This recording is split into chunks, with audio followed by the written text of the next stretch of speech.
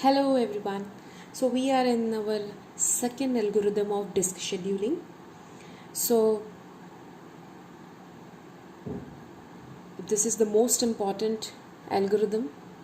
Competitive exam में भी इससे रिलेटेड क्वेश्चंस बहुत ज़्यादा आते हैं. सो carefully understand it. So FCFS में क्या हो रहा था, जैसे जैसे रिक्वेस्ट आ रहे थे हम उस रिक्वेस्ट को फुलफिल करते जा रहे थे. But don't you think it seems reasonable to service all the request closest to the current head position before moving the head far away to service other request. जैसा कि उस समय हम लोग 122 के बाद सीधे 14 पे आए, इसी में 122 के बाद 14 में आए, फिर 124 पे गए. तो ये बहुत ही वाइल्ड मूवमेंट हो रहा है, बहुत ज़्यादा लार्ज मूवमेंट हो रहा है, राइट. तो इस चीज़ से अच्छा होता कि हम 41 14 को एक समय कर लेते, वहीं पे करंट हेड पोजीशन के पास जो भी है, और उसके बाद फिर 122 पे जाते. तो 122 के पे गए तो ये भी पेंडिंग है, ऑलरेडी हमको दिख रहा है, तो we can fulfil that request first, right. So it would be reasonable जिसमें नंबर ऑफ हेड मूवमेंट कम होते. So this is the assumption. Now this is because of that only, this is the assumption of, this assumption is the basis for the shortest seek time algorithm. Okay, so SSTF, what is SSTF? Shortest seek time first algorithm. It selects the request with the minimum seek time from the current head position. ठीक है, जहाँ पर भी आपका head position दिया हुआ है वहाँ से जितने पेंडिंग रिक्वेस्ट दिए हुए हैं उन पेंडिंग रिक्वेस्ट में जो भी request will take minimum seek time, it will fulfill that और select that request first, regardless of the direction कि वो किस डायरेक्शन में मूव कर रहा था. ओके, बट अगर डायरेक्शन सेम हो गया, लाइक अभी करंट हेड पोजीशन इधर यहाँ पर है 53 है, और नेक्स्ट डिमांड आ रही है, एक पेंडिंग रिक्वेस्ट दिख रही 63 की और एक पेंडिंग रिक्वेस्ट दिख रही 43 की, तो दोनों 10-10 मूवमेंट है. तो it that time it there is a tie, and to break that tie, that time the head will move to the direction in which it is actually moving. वो back नहीं आएगा. ठीक है, अगर दोनों तरफ 10-10 है तो किस तरफ मूव करें, तो उसी डायरेक्शन में मूव करें जिस डायरेक्शन में मूव पहले कर रहे थे. तो I have taken the same example so that we can find the difference in the total head movement. ठीक, तो वही रिक्वेस्ट है, करंट हेड पोजीशन 53 है, टोटल 200 सिलेंडर्स हैं, and moving towards the large cylinder number. मतलब 53 ये 0 से होकर 53 पहुंचा और वो लार्ज सिलेंडर नंबर की तरफ जा रहा है, ये उसका डायरेक्शन है. ओके, तो लेट्स सॉल्व इट. तो इनिशियली हमारा पोजीशन क्या है, 53 हमारा पोजीशन है. 53 के बाद हम कहाँ जाएंगे, देखो 53 के बाद there are various number of request, these are the number of request, हमको इसके बेसिस पे सॉल्व करना है. ठीक, इन नंबर ऑफ रिक्वेस्ट के बेसिस पे 53 के बाद where to move. Okay, so we are here initially at 53. Now which one is the closest one from the 53? It is 65. So let's move the head to the 65. Then 65 के बाद head movement कौन सा होगा, 67. 67 के बाद देखो जितने pending request हैं उनमें से कौन सा सबसे मिनिमम होगा, 67 से 41. तो फ्रॉम 67 से हमारा सबसे क्लोजेस्ट कौन सा है, 41. 26 हमारा डिफरेंस आ रहा है. तो 67 से हम कहाँ आएंगे, 41 पे. 41 से हम कहाँ आएंगे, 14 पे. 14 से हम कहाँ जाएंगे, देखो, और फिर मिनिमम सीक टाइम सारे उस तरफ के ही बचे हुए हैं, 98, 122, 124, 183 ये सब बचा हुआ है, तो हम उसी तरफ जाएंगे. तो सबसे पहले कौन सा पड़ेगा, 98, तो ये मिनिमम होगा. Then 122, then 124, and in the last 183. ठीक, तो अगर इसको ड्रॉ किया जाए तो हमारे पॉइंट्स हैं, हेड मूवमेंट कितने हो रहे हैं ये निकालना है. तो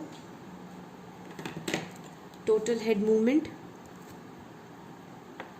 equal to 65 minus 53 first, then plus 67 minus 65, then 67 minus 41 then 41 minus 14, and then 120, 98 minus 14, then 122 minus 98, then 124 minus 122, then last one is 183 minus 124. So total head movement जब आप निकालोगे तो आपका आएगा 236. सेम क्वेश्चन के लिए आपका FCFS में क्या आ रहा था 632. Okay, so it is actually what 1/3 of the distance needed for FCFS scheduling of this request queue. For the same request queue, FCFS given us 632, and for the same request queue, SSTF is giving us 236. So it is 1/3 of the FCFS. So definitely this algorithm gives a substantial improvement in performance. Okay, but it is not optimal. How? Here also we can do better.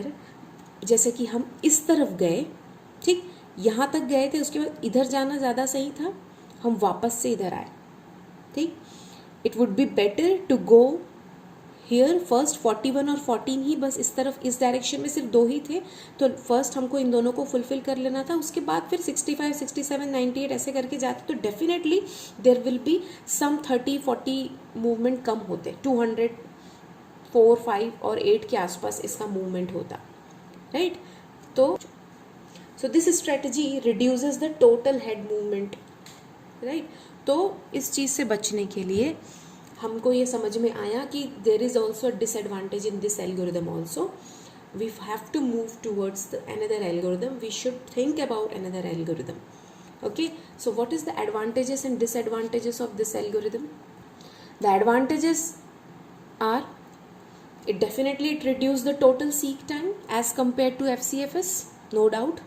It is increasing the throughput. Throughput मतलब number of request, उतने कम time में वो number of request ज़्यादा करेगा, क्योंकि वो पास के movement, पास के रिक्वेस्ट को पहले कर रहा है करंट हेड पोजीशन के, ठीक है, जो मिनिमम सीक टाइम में है, तो ज़्यादा से ज़्यादा रिक्वेस्ट को वो करेगा. बट उससे एक प्रॉब्लम हो रही है जो डिस्कस करेंगे डिसएडवांटेजेस में. But it provides less average response time and waiting time, है ना. Less average time response time लग रहा है for some of the request. What about other request which are waiting very far from the current head position? That is actual the disadvantages.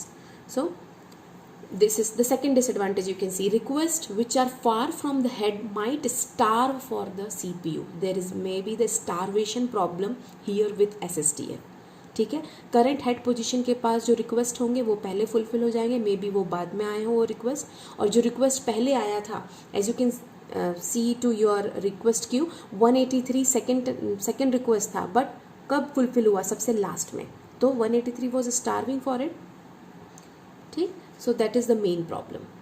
It is increasing throughput, though it is increasing throughput, but it is also starving for some request, ठीक.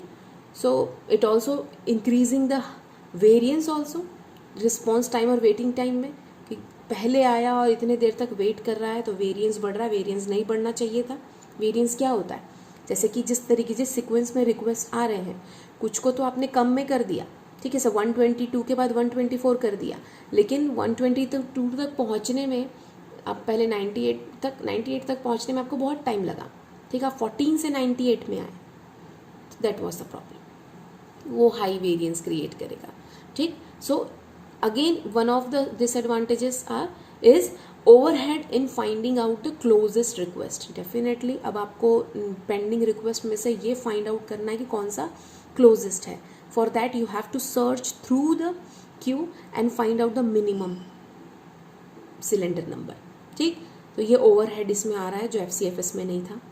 और switching the direction of head frequently slows down the algorithm. Again it is a mechanical device, your disk arm is mechanical device. You have to, अगर आप minimum seek time लेने के लिए बार बार direction को switch कर रहे हैं तो डेफिनेटली टाइम तो उसमें थोड़ा ज़्यादा लगेगा ही, ठीक. So these are the advantages and disadvantages of shortest seek time algorithm. So this is the question, example question or the practice question for you, where the request queue is given as 23, 89, 132, 42 and 187, and the current read write head position is 100. There were 200 cylinders again, and you have to use this SSTF algorithm that we have discussed recently, and you have to find out the total number of head movement. The total number of head movement आपको find out करना है, ठीक है? So do comment the answer in the comment box, and it is a request to my student that take it as an assignment question and do it in your class copy. Thank you.